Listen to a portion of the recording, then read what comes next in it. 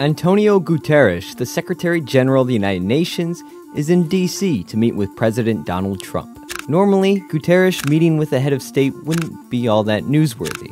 But let's just say Trump hasn't exactly been the biggest fan of the UN in the past. Which brings me to my next point. The utter weakness and incompetence of the United Nations.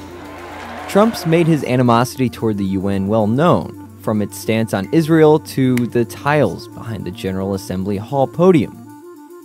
Here's Trump speaking at a conference in 2016. The United Nations is not a friend of democracy. It's not a friend to freedom. It's not a friend even to the United States of America, where, as you know, it has its home.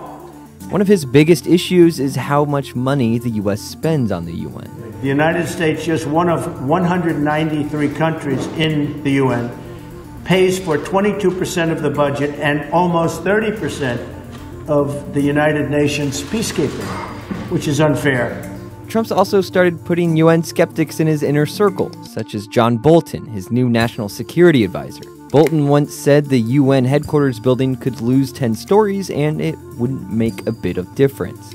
Fortunately for Trump, Guterres has made it one of his missions to reform the UN, including parts of the budget. When Guterres stopped by the White House last year, Trump told him the US appreciates all that he does and that the UN had great potential. We'll see if Trump thinks the UN has lived up to some of that potential when the two leaders meet.